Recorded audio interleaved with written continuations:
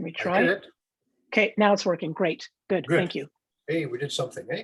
Yep, we did. Yep. Okay. So here is, does everybody know Dave Benson? Do some of From you know Dave Benson? at West He's Hog somebody- Lake. I'm sorry? Where is he?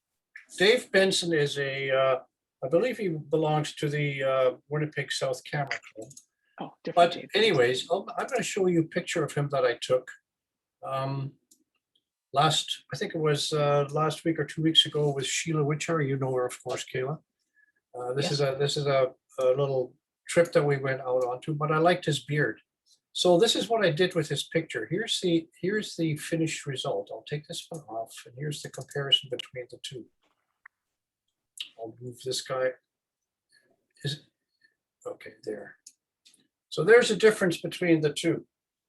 So do you think that might be a lot of work to do the workflow to get Dave on the right from the raw image like this? And there's of course a lot more you can do with it. You can take the background out, you can do all kinds of things. So everybody sees this? Yeah, nod your head, yeah, thank you. Yep. Okay, well, Dave here has a very dark sort of look about him. With the, like photographically speaking, of course.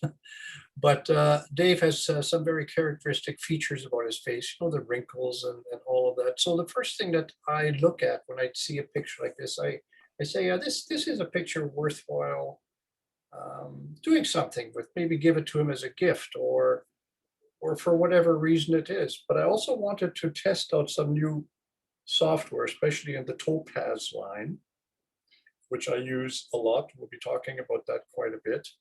But Topaz pretty much did all of this work here to get Dave looking the way he is on the right-hand side. That's the sharpness, all of the critical details of the hair, the shadowing. Now the shadowing I might have done, I think I did that in Photoshop. So I use a combination of Photoshop and Topaz a lot. Those are probably the two most pieces of software that I use. And of course, Topaz has the four main subsections of it that are pretty popular these days. And that is the gigapixels, I think it's called, AI, which is the enlargement from a low resolution picture into a picture you can print that is very large, 2432, that sort of a thing. I use that. I use Topaz Denoise AI, which is one of the most terrific programs I think ever designed by Topaz. Then there is the Topaz Sharpen, which by itself, it's very good. Although Topaz Sharpen can also be used in Topaz Denoise and in the gigapixels as well. And then there is the Topaz Remask AI. And that is the program that separates your background from the foreground, or whatever you want to separate, however you draw it out in the layout. It does the separation. I think it does it much better than Photoshop. It does it quicker. It has a few features in there that you can literally save the foreground the way it is, and you can separate the background. You can replace skies, you can do all kinds of things, but also interestingly enough, you can just basically blur the background more or make it slightly a little bit sharper. So you have that manipulation type of sequence that you can do with Remask and Topaz. So Topaz I use a lot. I do not use Lightroom. I have used it in the past, and I do like Lightroom. Except I have, I think, learned more in Photoshop. So therefore, I do use Photoshop mostly, pretty much all the time. I do not use the on-one line, again, because I use Photoshop. I sometimes go into on-one to see what kind of presets they have that might make a picture a little bit more interesting. Anyways, I'm pretty much sticking to the Topaz line and Photoshop. In addition, I will use Nik software. I love the Viveza, where you can do structuring, meaning that you can get more detail and more contrast As a matter of fact, I think Dave's face on the right, I used a little bit of Nick to accentuate the fine details of his face a little bit more. And then, of course, Photoshop for the saturation of colors, the cropping, and some other features that I use in masking and lighting. And I use some channels sometimes to look at difficult colors, which I think now you can actually use luminosity software with that kind of a thing. So there's all kinds of options open to us. So this picture here probably took me about, I would say maybe 10, 15 minutes at the most to get what I wanted. And then the finer details I might look after later if I decide to print this image of Dave and give it to him or something. Now this picture here, the gray wolf, you might have seen it on Facebook, but believe it or not, the picture on the left is the actual image that I made this one with on the right. That is how powerful our software is. Without software or just Photoshop alone, I could not have done this. Somebody probably could have, because there's just tons of features, but I could not have. So I used pretty much the whole gamut of whatever I had, which I talked about, the Topaz line and Photoshop, to create this image. Now, if you blew this up, which I'm not sure if yeah, I can.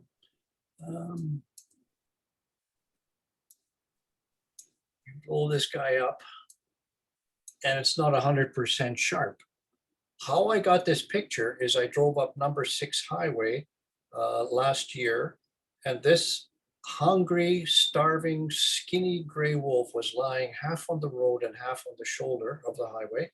And I stopped about 50 feet in front of this lovely animal, and it got up slowly and started walking towards me. This shot was taken out of the front windshield of my truck.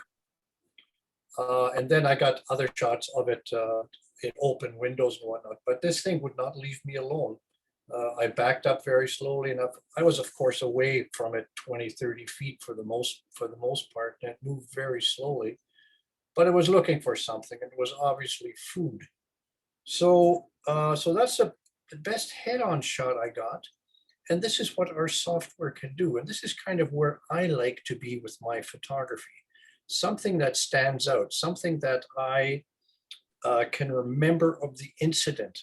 And I've always said this. I've always said this when I've talked to other people, but we are always in certain moods when we photograph. We may not always be in the right frame of mind to take a picture, but we also may be ready. And I was ready with this shot. I had 3 cameras loaded up with each one with different lenses. This was taken with a Nikon D500 with my 200 to 500 millimeter lens. Pardon me, no, this was taken with a 70 to 200, which I think most photographers have. It's a beautiful lens to capture an animal or anything actually way up to about 50 feet or so. But anyways, I find it incredible that software does this. So I use software to the maximum to get pictures from the left to the right. And a lot of creativity comes into play here, because even though, and I have friends who actually use the software as well, but they haven't been able to get this kind of clarity out of a picture. And I'm not saying that I'm good at it or that I boast about it. I certainly don't. I keep pretty much everything to myself for the most part. But I find it just incredible that once you become used to software in the line that I talked about, then it's a real pleasure to work with it, knowing that you're going to get this kind of an image. Now, I don't think there's anybody on this globe that will take a picture out of their camera that will look like that on the right-hand side there. And you know, it always goes back to when digital came into the world, that somebody told me, it was a professional photographer, told me, if you want to stay in the game of photography and create artwork out of your photography, you must be You must be comfortable on a computer to do that. You must move ahead with software. You have to keep up with it because it's not just about the software, it's about how your software reacts to the kind of computer that you have. It's always an upgrade thing. I mean, we can stay with software that we've purchased 5 years ago if we keep the same computer perhaps, and it would work fine probably for another 5 years if all of the equipment stays in decent shape. But to upgrade, they have features on there that make life a lot easier to create images like this on the right-hand side. When I come home from a shoot, and luckily I got this wolf, it wasn't planned obviously because I didn't know it was there when I drove.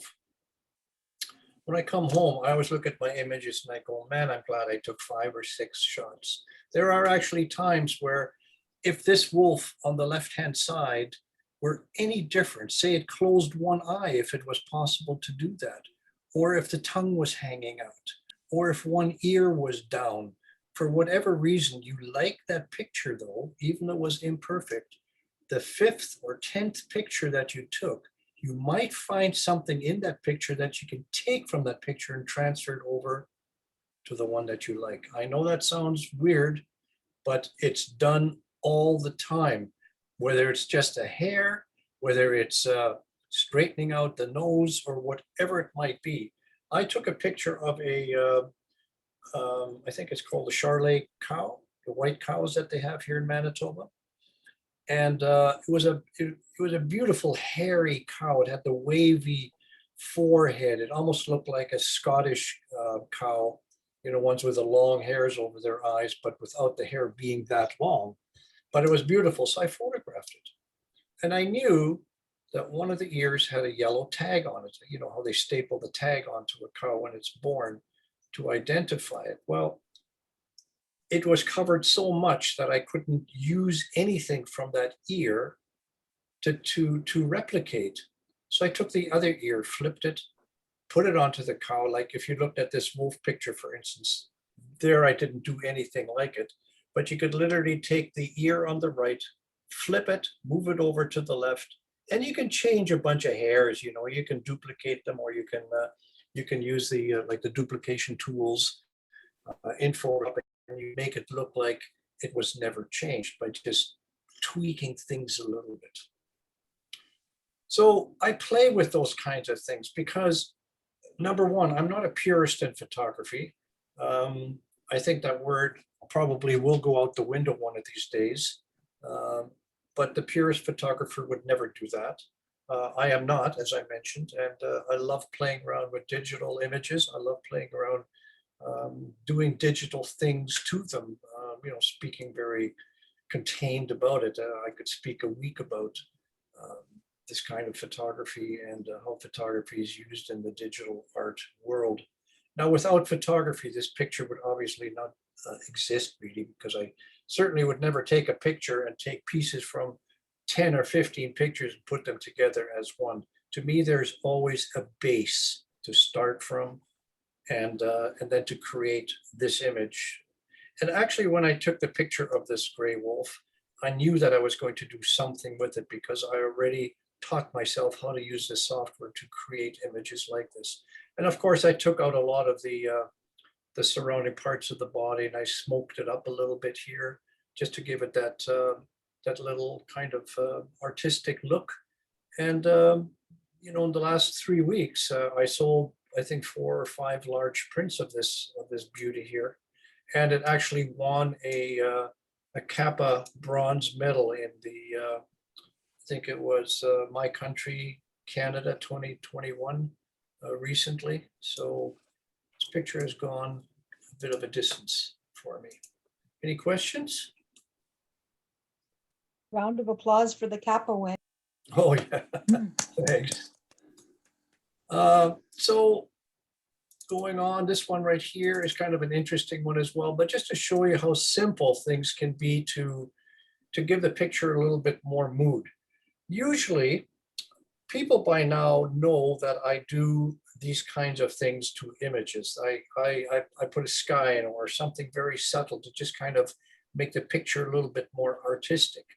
because I photograph for myself. I do not photograph for other people other than if it's an assignment. But I photograph for myself, and I've always painted. I've actually had a cartoon character when I was a teenager that almost went syndicated into the newspaper.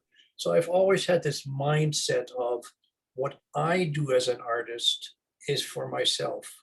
And I don't care how I get there. I want to have the end result. So of course I didn't know that when I photographed these 3 Canada geese in a clear sky. I kind of knew, well, if this picture is worthwhile working on, which it was in terms of the details of the feathers and all of that, I might just put a sky behind it and then see what happens with it. And so far, like nobody ever says anything. Oh, did you put the sky in? If somebody says to me, did you put the sky in? And it depends on how it's asked, who is asking, and what the asking is for, then I'll answer it. But if it's not necessary, I won't. He says, yeah, it's just a picture of the birds that I took, that sort of thing. And I wanted to clarify one thing as well. And I know most of you are on Facebook, and what I notice a lot on Facebook is when you put a picture, when you post a photograph onto Facebook, do you ever notice that when you look at your picture, it's darker than your original that you actually posted? Take a look at that. Think about that, because I've learned that about a year or 2 ago, that, and maybe it's just my computer, I don't know, but if I post a photograph onto Facebook and I don't touch it from the original, not the original coming out of the camera, but the original finished art piece, I always find that Facebook is dark. And like this wing, for instance, here on this bottom goose is black in Facebook.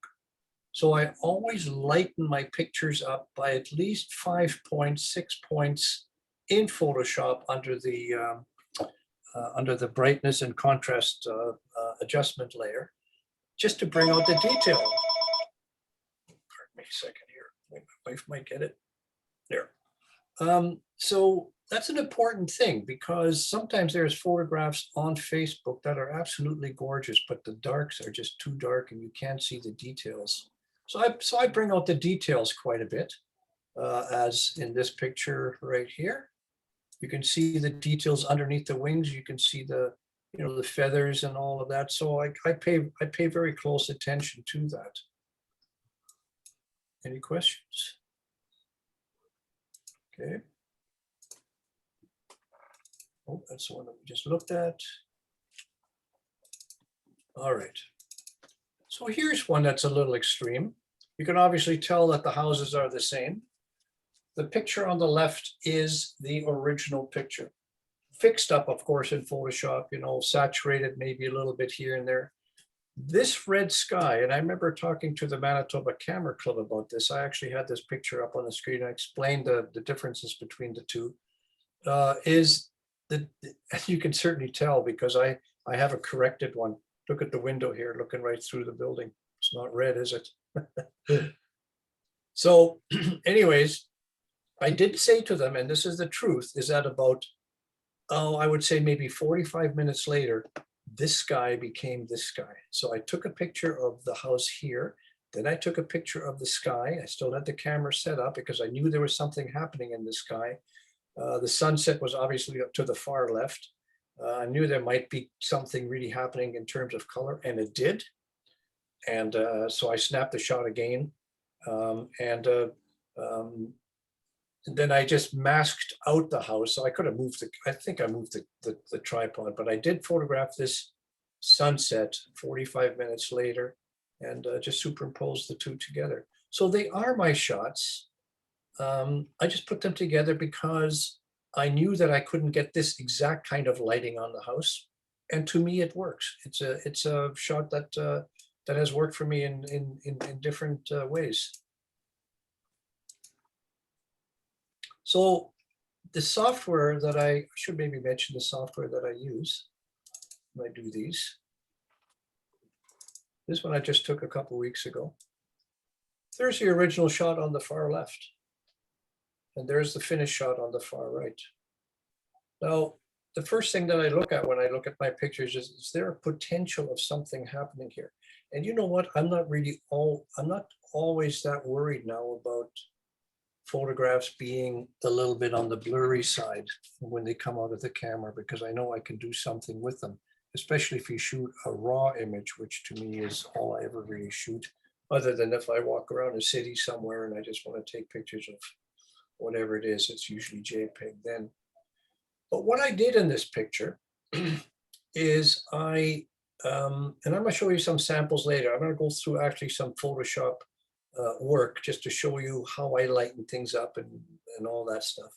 I look at it and say, yeah, there's probably tons of details in the feathers. And the positioning is obviously wrong. I need to do something with that. I want to have a lot more happening in front of the bird than in the back of the bird. So what I do then is I just basically separate the bird from the background, which I did in this case. And I moved it into another area in here. I think if you see this sort of a dark little spot here, there's sort of a split darkness here. There it is right over there. So I actually took the bird and I kind of moved it into this area right over here. And the masking in Topaz is really clean. I don't think there's anything here you can really tell that it was masked in, but it's the same picture. I just basically needed to put it into another spot to get to get some more image in front of it. Now I could have gone into Photoshop and I could have put a white box over here on the right side. I could have marqueed it and then done the edit, what's that called? Awareness or, yeah, and push that, and probably it would have copied some of this low key in the back here and create the picture, but I decided to move the bird instead. So that's sort of the kind of stuff that I work with. And to me, it's the end result. I was there at this site. I photographed this bird. It wasn't exactly the way I wanted it, but it took me almost, like it would probably take you a whole day or 2 days to actually catch it in this exact sort of a position. And this is really kind of what I wanted. I have a few other samples, obviously. It was a very, very windy day. So the opportunity to get a bird flying in the first place was very difficult. So you take this kind of an advantage of the skills that you might gain with software to get this shot. It's still my bird shot, still my background shot. I just did some artistic twisting around and got this image. So who in the group here uses Topaz? Anybody use Topaz? I do. Yeah, I do too. I do too, Kayla. Yeah. yeah. So Yes. most of you use the program, right? Do you use the AI, the artificial intelligence one? Because there used to be the older ones, you know, adjust and denoise and all of that stuff. I just have I- the older one. I use a little. Yeah. Yeah, and I it- haven't and it- used AI. You have I not, have eh? one, yeah. Yeah, well, they're expensive. They're about $80-$90 a piece. So sometimes you get them on sale, you know, as a package, but it has improved a lot. It has improved. There are no presets other than the Topaz Lab. I think it's called Topaz Lab 2, which has tons and tons of presets that are all adjustable with that little airplane tweaking I was talking about. Yeah, that's the one I use. Topaz Studio 2, it's called. Oh, Studio 2, not Lab 2. Yeah. You're right. Yeah, Absolutely. I like that Yeah. one. Yeah. It's a beautiful package for sure. So Topaz, I hope they stick around because it's not something that just they throw on your lap and say, okay, go ahead, use it. There's so much help with it that you can get. There's so much tutorial that you can work with, and it's something that you have to work with. It gives you that choice. You know, with the Topaz Studio, it gives you choice. You can either use it as it comes up, or you can tweak it, and there's just a lot of tweaking that you can do. This image here is kind of interesting. It all started off with this one, with the goose flying. This is that same series of when I showed you that earlier one with the 3 geese, just a few slides back. So here the goose is in a perfect position, but it has a very dull background, the sky, no clouds, no nothing. And it's positioned in a spot where you can't really do very much with it. So I took it, had a bit of a vision with it, and created this image here on the right. So by taking the original, masking it out, and it's very easy to mask out, especially when you have a background that is all the same. It's almost like green screening in the movie industry. I just took that bird, put it in here, and there's actually 3 elements in this picture. The bird, the background, which is the sky, and this reflection. Now this reflection is created, and I don't know if you've heard of Flaming Pear. Flaming Pear, P-E-A-R, is a software company that has about 5 or 6 different kinds of preset sort of things like On1 or Nick or whatever.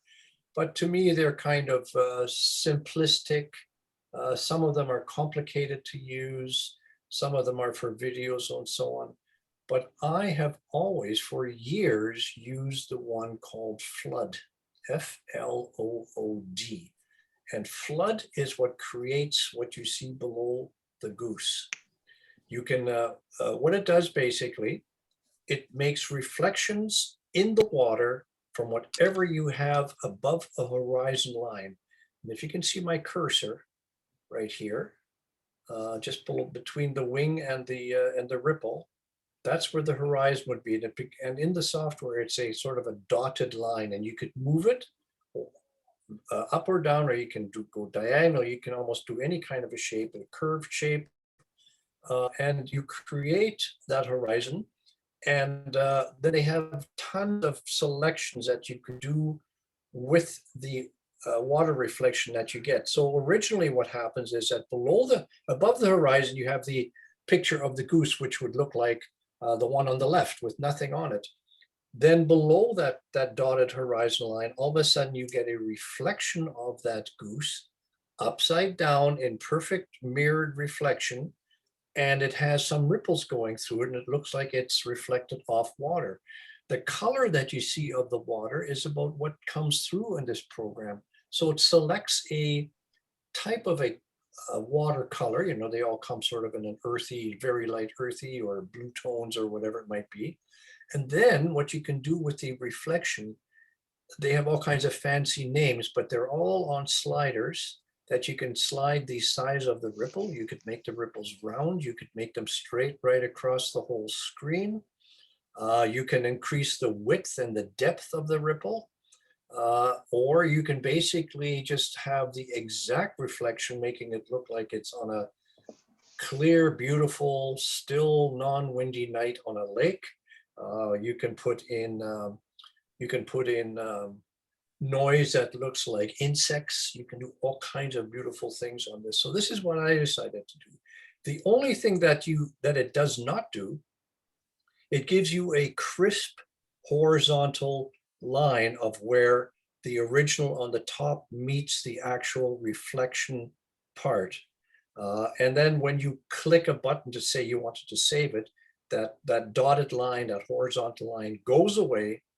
And then you put all of the layers together. You save it as a TIFF or a JPEG, or you can also save it as a DNG or RAW image. And then once you have it on one layer, you can then take the background of the clouds as I did here, and then you can use your clone stamp in Photoshop, and you can then start moving your stamp around, and you can sort of dab the horizon so that it blends in with the sky and with the water. You kind of get that all? So really, you have a lot of flexibility and make the picture look somewhat real. When I posted this one and I started marketing this to people, I did tell them that this is a composite. So this is sort of one that you can't really get away with if you wanted to, you know, make a very, very natural looking picture without making it, you know, this one looks like a digital art piece. Yeah, very, very creative. I actually want you can actually see on the bottom here where my cursor is, that's actually the wing right over here. So you could make that even more accentuated, but it looks a little bit more real when it's kind of in this mode. But I would definitely look at the Flood program. I think it's about $39, might be US, but everything costs a little bit, obviously.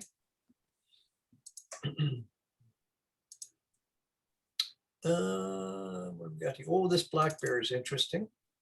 This one, I actually saw this bear about a month ago. I was up north. So there's the original mother bear on the far left, taken in raw out of my, well, all done safely, of course, but this bear was angry at me because she had two cubs when I passed her, slowed down, turned around, and I stopped about 100 feet away from her. The first thing that she did is she shooed her cubs into the bush, and they went, climbed up on a tree, and then she started coming after me. Only because I sat on the opposite side of the highway. I had my 500 millimeter lens, 200 to 500 millimeter lens on the camera. So I was a good 60, 80 feet away from her, probably about 50 feet away from her in this particular photograph across the street. And then she started galloping towards me and I slowly took off. But, you know, I did manage to get a few shots. But the important thing here is, how can you use this photograph? On the far left, now this is probably a kind of a shot that when you take it, you don't even think about, well, I just hope I have my settings right, because this is a once in a lifetime chance of getting a bear, especially this large, into the frame of the camera. I was in total control. I wasn't scared or anything like that, but I was aware of her safety, number one. There was no cars coming for miles from either direction. And of course, I didn't want to disturb it too long or stress it out too long with her babies out in the bush. But I did get this shot. I got about 5 of them in this sort of position. But what I wanted to do and who I thought of when I actually took this shot was Robert Bateman. You all know Robert Bateman, the famous wildlife painter from the West Coast. And what I once saw I think it was a program on television on how he details animals. I will never forget that. But he said the most important thing when you photograph or paint an animal, you have to detail the shadowed parts. And there's that shadow thing again I was talking about, how important it is to bring that out.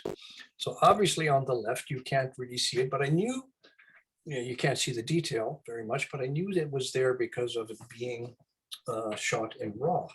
So when I brought it into the computer, the first thing that I do, and we're going to go through a little section later with a rooster,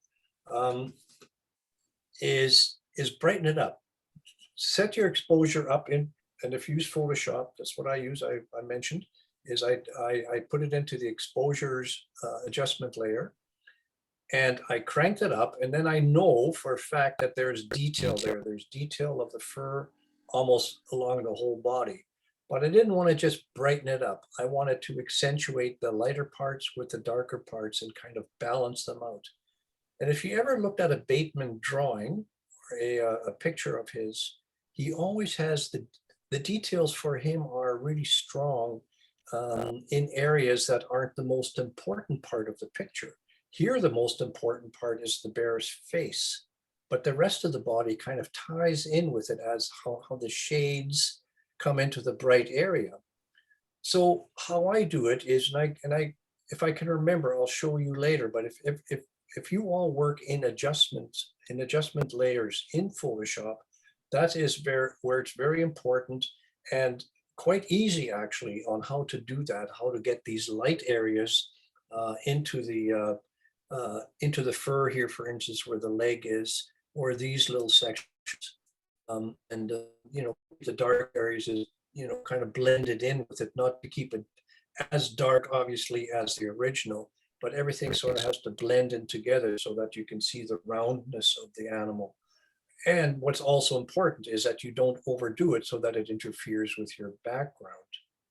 Here, the background I lightened up as well, just to kind of keep everything even, but I did actually blur the background a little bit more with Topaz Demask because I wanted the blackness of the bear to stand out a little bit more. And all of this is pretty much brushed in using the brush tool in Photoshop in different sizes, in different opacities, and just playing around with it on a duplicate layer, I should say, rather than from one that I've created just before that. And what I mean by that is that from this bear to this finished bear picture, I probably save about five to 10 different sections of the work that I have done and put it onto my desktop in PNG mode, which means that all of my layers are they're still smart objects in Photoshop. In other words, I can still take each layer of things that I have done to it, like making it lighter or changing something or taking something out or making this little collar here a little bit more reddish. All of these layers are still in there when I save that file on my desktop. And I can always go back to my workflow number 3 when I'm already in workflow number 6 of that bear. And if I screw that number 6 up, I can go back to number 3 and start off from there rather than starting off right from the beginning of the picture that came out of the camera. So there's stages that you have to work with. You have to safeguard yourself, especially when you're working on something like this, which probably took me about an hour altogether to kind of finalize. So I have screwed up many times, and I've actually lost the picture where I've had to start over again, and then you try to remember the different stages and whatnot that you have done. So yeah, so it's quite the process, and a lot of it is in your head as well, right from the beginning. This is what I want this animal to look like. And that's why the staging of saving these files as you go is, I think, extremely important. Then at least you may lose the last picture you've done or the last set of workflow that you have done to create maybe better looking face or whatever it might be in terms of the lighting, than to rather lose the whole thing.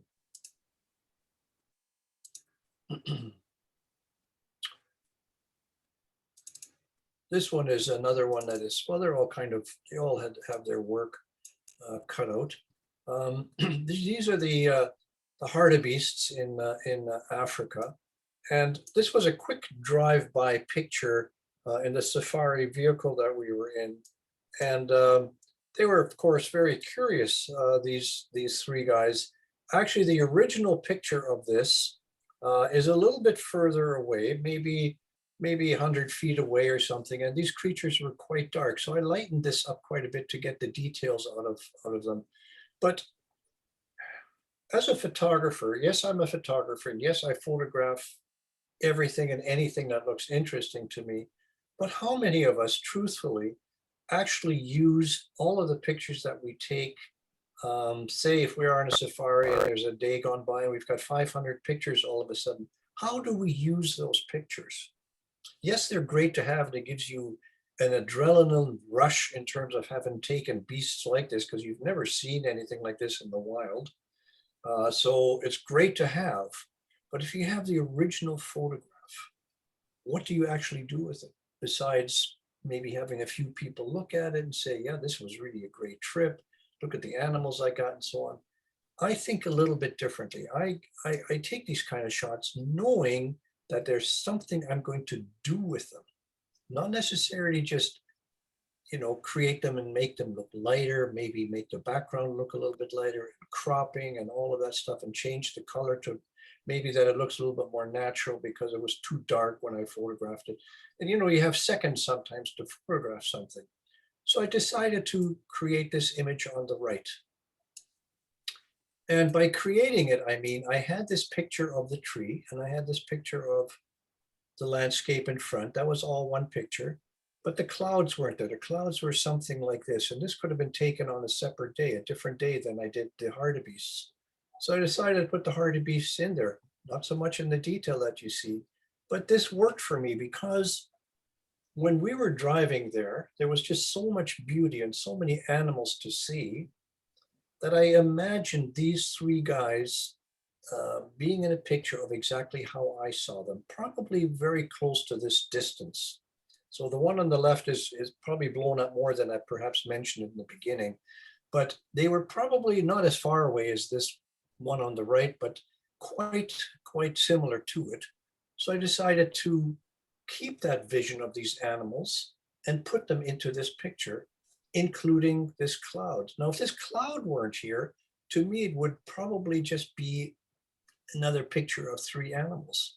This cloud kind of ties in the artistic look that I was hoping that I would be able to get of these animals, or any animal, but that is impossible, as you know, because you're on a trip, you're only there once, things happen, things don't happen. So you make it happen in a photograph. And this is what painters throughout centuries have done with canvas. They basically created a picture of a vision that they have seen or wished that they would have seen, having an object in there or a subject matter in there that is very real, that they have seen up close if they were a painter, and memorized it, or in this case, photographed it. So to me, the one on the right is much more important than the one on the left, although both of them are necessary in this particular case. So on the right, this is all done in Photoshop.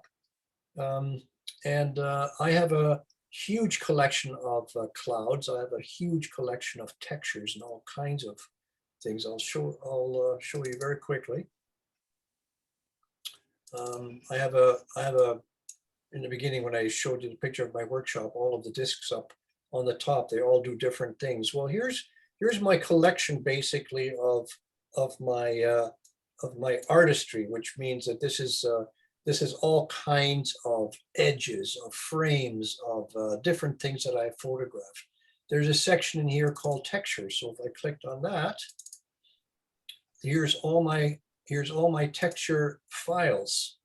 Each one of these files that you see has many other files in them. So for instance, some of them don't have as many, but here's parchment, for instance. So I have a choice of picking my textures of parchment. If I ever want to do greeting cards, or I want to do something where I might need them for whatever marketing purpose or whatever it might be. Here's grunge. Here's a grunge section. Now this is a subsection. So my blue file has all different blue kind of grunge textures. Either I have photographed some of them, or I have purchased them, or I'm actually in some workshops that take a couple of years to finish off. And throughout this workshop, they give you all of these free presets that you get for, well, not for free, you obviously paid for the whole course, but you get this kind of stuff with it. So here's some really beautiful types of textures that you can get with these packages.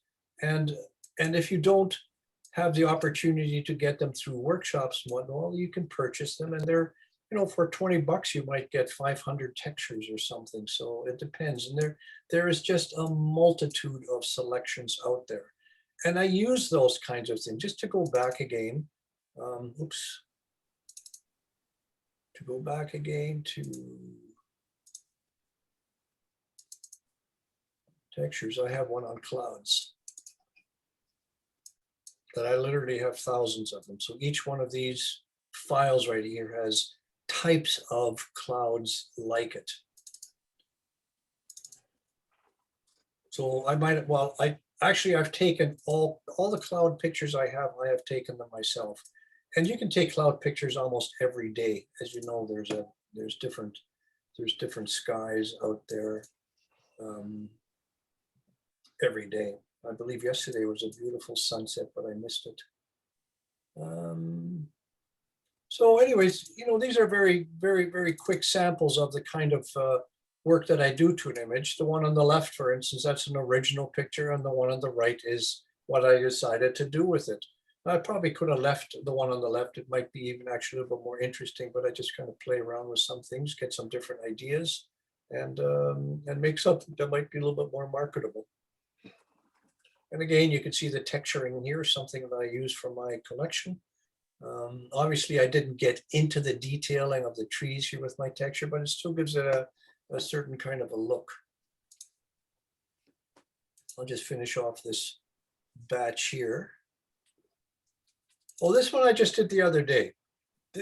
A lot of people see the Canada geese, but I sort of have this thing about studying animal behavior. And by studying animal behavior, I also need to know what the actual animal really looks like. And so this one here is a fairly close shot of a Canada goose. And for the life of me, it's very difficult to see the feathers, except in the black areas. Once you get up to the top, I think the down is gone, and there's a very flat, tiny hairs, almost hair-like feathers, as opposed to actual feathers that you can actually see. Ducks or geese, in this particular case, the Canada goose, you can see when now the goslings are out.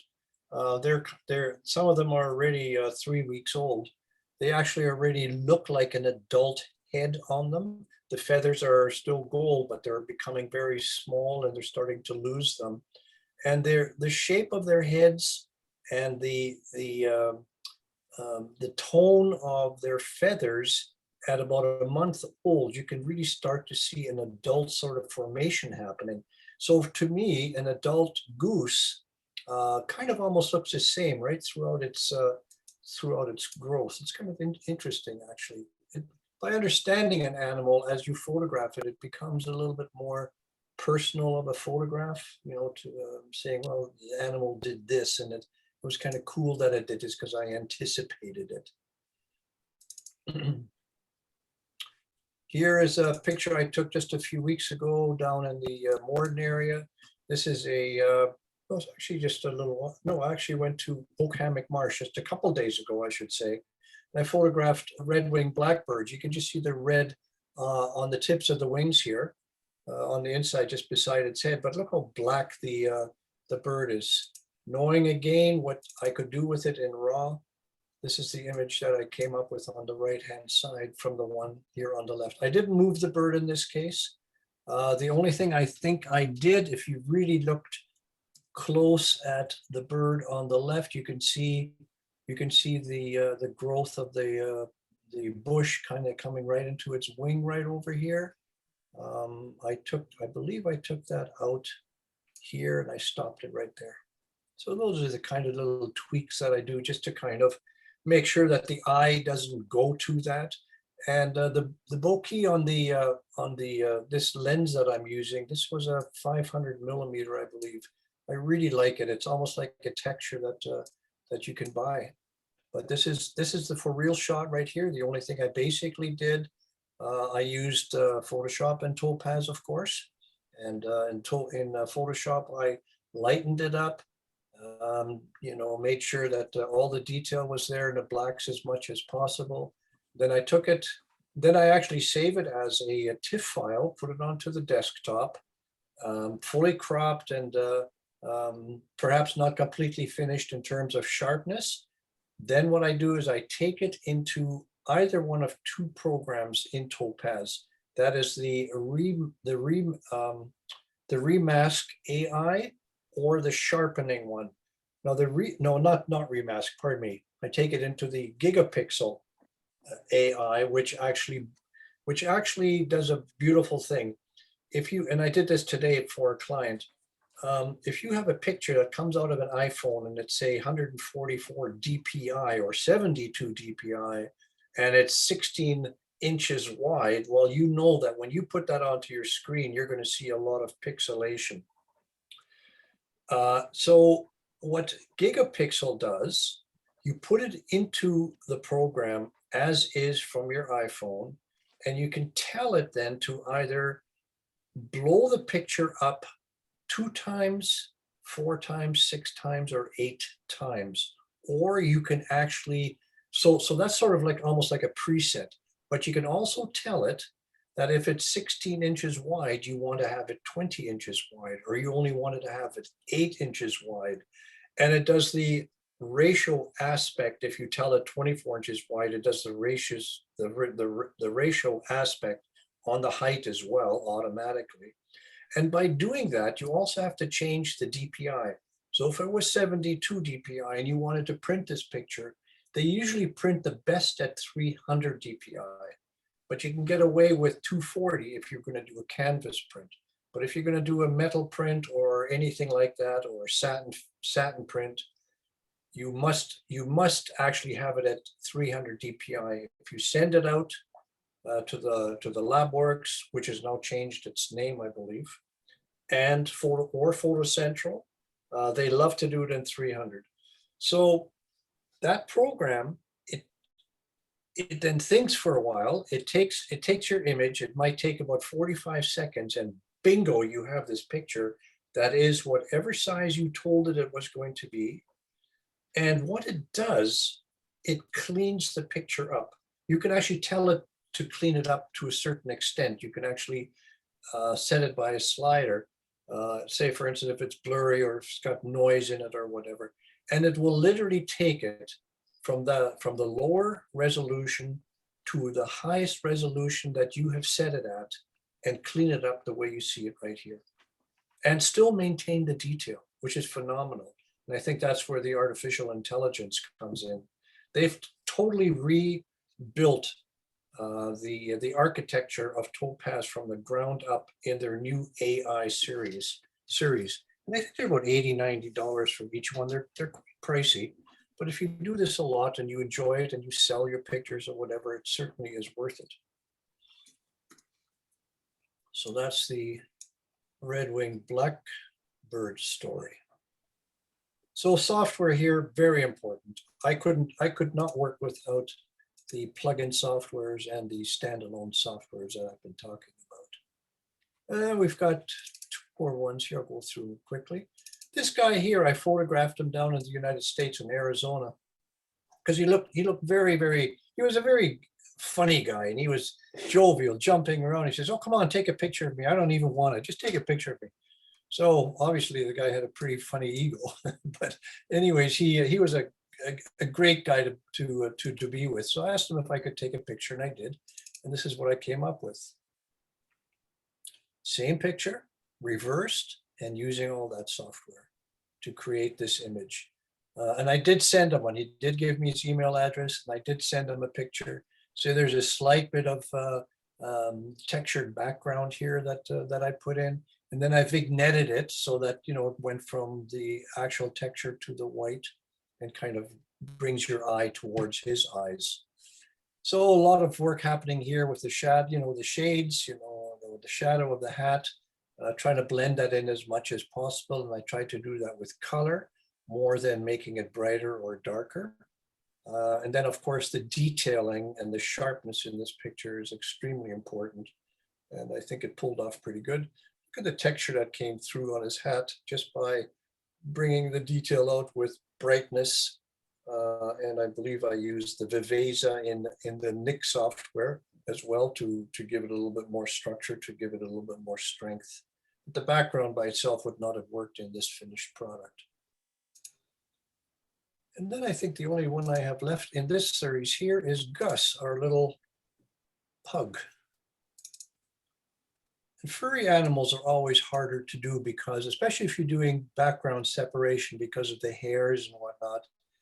But I thought Gus had potential. The people lived beside us. They had this dog and they wanted a picture of it. So I took it and gave him this one here, and they loved it. But again, done in RAW, shot in RAW. I knew all the details. The detail wasn't here. It's not totally sharp.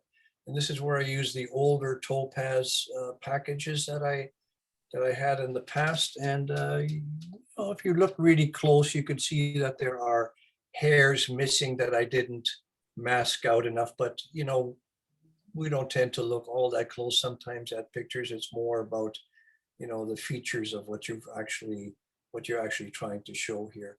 And you notice in his eyes, the eyes reflections here, there's a whole lot happening there. I took that out and made them a little darker here, still keeping the light areas around the outside of his eyes so that you can still tell that the dog has beautiful little eyes. He was a real cutie. Anyways, a lot of software used again here to accentuate the hair, to make it sharp, but not too sharp, so that it took away from the face. Luckily, this dog had the white border around it, the hair border, to kind of focus on the face a lot more. And you have to be aware of those kinds of things when you photograph or when you're actually doing a digital workflow with it. And I wanted to have all of the details of the, the fine hairs and the darker hairs and the light hairs come out. So I think that worked out pretty good. So should we take a little break? Everybody falling asleep, okay? Sounds good. Yeah. You want to take like 7 minutes, guys? 10 minutes? What do you want to 10 take? minutes? Okay. I got 8:15, so, Okay, and I'm still good for a while. so let's do 10, you said? 10, yeah. Okay, So, 10 minutes. is this helpful a little bit? Oh, yeah. Yeah, Yeah, but I think, yeah, I hope it is. But I think, actually doing it, that's where it really helps. yeah, watching you do it is going to be very helpful. Yeah, Yeah, well, I think I'm gonna do one image a little later on, and I'll stumble through it for you. yeah, no problem. That'll be great. Okay, so 10 minutes. See you in 10. All right. Stay and chat if you guys want. There. I'm going to get popcorn first. Done that. Where's everybody? I've done that flipping the ear thing, type thing in doing some of my restorative work on my family photos, where there's a tear or whatever, and you, like, I've replaced my dad's eye, and Amazing. I actually saw a demo where they took a one woman's face and put it on another, which I thought was really taking it too far. Because it So wouldn't be Oh, yeah. I did that too. I've been always cutting and pasting, like if you take a family picture and the kid's not smiling in one, but they are in the other. And I've always cut and pasted the face and changed it with the other one. But I just finally figured out how to do it through like putting it on top, putting the Yeah. opacity down to make it match where it goes, and then Yeah. brushing it. Yeah. I can finally do that. It took me I'll so figure it out. long. Yeah. That was like, oh my God, that's so easy. That's what we call a light bulb moment. A light bulb moment. That's right. Who uses Topaz? I do. Are you able to I get do it? too. Does the plugin work out of Lightroom or just Photoshop? I've never been able to get it to work out of Lightroom. I use it out of Photoshop. I don't have Lightroom, but. Yeah. Well, I just bring it into Photoshop and then I use it from Lightroom to Photoshop to that. But yeah. Yeah. I Like, know- I've got an old ones, and I Yeah. use them a little bit, but I don't- Topaz Studio. I don't but play enough have with it to learn to know enough. Mhm. Very good. Topaz- Yeah, Topaz Studio is really easy to use because it's got some good filters. Yeah, it's free, but it doesn't have the powerful AI. and, AI and yeah, like the denoise and that Great, stuff. yeah. Which, mhm. which I What is probably would use. What's that? what is AI? Which one is that? Artificial intelligence. artificial, yeah. So what does it do? Alex, are you speaking? Because you're muted. Yeah, I was just going to ask if you guys are using Photoshop. It just came out, the new Photoshop 2021 just came out with a new upgrade of like a gigapixel enlargement Oh, AI. Oh, cool. Yeah, I've just been trying it out and it actually works very well. So you can give that a shot for free if you have Photoshop. Yeah, was it part of the update, the most recent update, Alex? Yes, yes, it Yeah. is. It's hard to find. Like it's not really kind of spelt out anywhere. You have to go into, let me see if I can remember the workflow. You have to go into RAW. So you have to open it up from RAW, open up a RAW photo Camera. in RAW, and then you have to activate the film strip mode at the bottom. And there's an icon down there for, I forget what the feature is called, but a gigapixel or super big or whatever the Photoshop acronym is. Ginormousness. Yeah, and I have my laptop here, but I don't have the latest update on my laptop, so I can't even tell you what it is. But I mean, you can Google it. If you subscribe to Photoshop, there's you just go into Creative Cloud to do the update, and they have a whole bunch of learning tools in there as well. so that you can see the videos and they show you how to do it. But it works really well. It's kind of neat. And I don't know if it does exactly the same as the Gigapixel from Topaz, but it certainly does enlarge your images and remove noise, and it does a pretty good job. What's it called in Photoshop, Alex? Let me see if I can find it. It's the new Photoshop, so it's only in the new one. Yeah, I'm looking in their search thing now, just to see. You can't find it unless you actually open up a raw image. Yeah, So you have to open up an image and then go to Camera Raw. okay, I'm camera- going in there for you, but I can't, I wish I could share the screen and I I would show just you. Googled and I see a Photoshop Gigapixel. I think that's what it is. Yeah, is that what they call it? I think so. I just,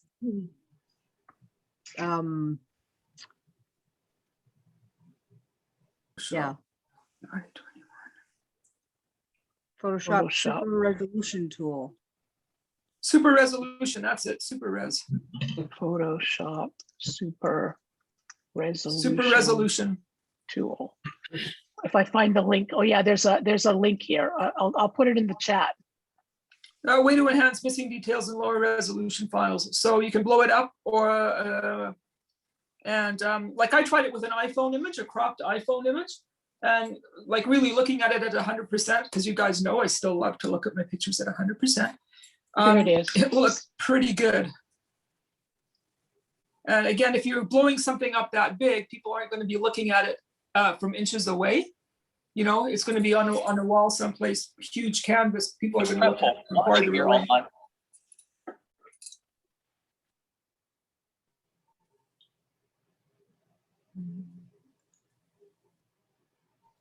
Yeah, it's Thanks, fun. thanks. I put the link in there, Alex. Thank you. Good.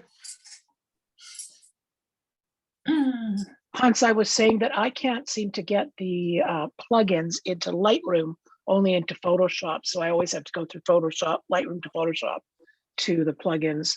I get some of them, Which but plugins are you not. talking about?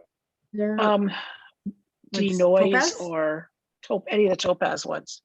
Oh, I Studio. know that a couple of versions ago, a couple of years ago in Photoshop, bringing in your third-party stuff was something had changed, and you kind of have to search for a way to get your third-party stuff. Some of them, anyways. Yeah. I Uh-huh. think Nick was one of them Yeah. that I had to kind of go through some hoops to Yeah. get it to work, and I'm not sure if Topaz is the same. actually, I use all of my Topaz, they're all standalone. Okay. I don't use them in plug, because you know what, when you, like, I'm on that paid Photoshop thing every month, I think all of Yeah. you, or most of you are Mhm. anyways. Every time something new comes up, I have to Yeah. reload. Reload Topaz in and Nick and all of that, so I just keep all of them separate now. Yeah, that's a good idea. It's a smart, bit of a yeah. pain, because you know, if you want to use Photoshop with them, you have to save the file from Yeah. Topaz and then bring it in, Yeah. but who cares? You know, Mhm. Too many buttons. Yeah, so, Ain't that the truth? yeah, it's getting complicated, so, but I think if you keep up with it, if you use Photoshop every day, you know, there's always something new you learn. And like, I just remember the days how scared I was using Photoshop. You know, all the different things you think, you know, you thought you were going to do this and you're going to erase the whole program and whatnot, but that never happened. And they encourage you to, like, I think almost any software nowadays, they encourage you just to play with it, and so you're not going to hurt it. Just never get rid of, or, you know, save your original for sure. Save the raw files. That's the biggest thing. I remember back in the day, I did a presentation to the people at PPOC. And I think they were all going to cancel my membership because I was like using textures and cutting and pasting and sky Really? plotting, and they're going like, Even with your "Did cell you do phone. this?" You know, it's like, Yeah, what? Yeah, they were all purists then still, right? Oh, for sure. And a lot of them still are. They still are. You cannot Now- do now they have- composites in photo competition unless you're in a specific category. I was gonna say, and now they have categories for every single little artsy thing you can imagine. Yeah. Yeah, And right, and so there's nobody competing with you. There's only two people doing, you know, sky plopping, Yeah. bird, water manipulations, right? Yeah, and the So- purists will always say, well, look at Ansel Adams. He never did anything. Yeah. That guy Oh, did the You're most, funny. he did the most manipulation of anybody in that day and age. Wasn't he in the dark room with his burning and dodging? Oh, Yeah, he did that zone, that lighting Yeah. zone thing he Zone developed, how you system. get the even lighting throughout the whole picture. And even today, even when people say they're purists and they photograph with digital cameras, and they Yeah. say, well, I'm just gonna make a print of exactly what comes out of the camera. Wrong. If you're shooting, if you're, Cameras are maybe different. if you're shooting raw, but even with raw, there's still something happening in the camera that brings it out to what it looks like. But if you're shooting JPEG, the camera processes inside like crazy before it Right. actually comes onto your memory card. Yeah. And you know, some of the ladies know, because they've heard me say this before, but you know, back in the day, when you had film, you take your film into Astral Photo or Blacks or whatever the shop of choice was. And when they processed that film, they would make adjustments for you. But if you had underexposed or overexposed, they would kind of tweak the formula so that your pictures turned out a little bit better. Because they wanted you to keep coming back to them. And if your pictures look good every time you went to Blacks, you're not going to go to Walmart to get your pictures printed again. So maybe not for professionals, but if you did send any of your work to a professional lab, maybe they did it even more. I know LabWorks was always tweaking prints to try to bring out. Do you remember Custom Images? Yes, my favorite place in the Walter, world. he was the biggest for that. He wanted you to come to look at your pictures before he actually printed them out. Yep, that's right. That brought him the business.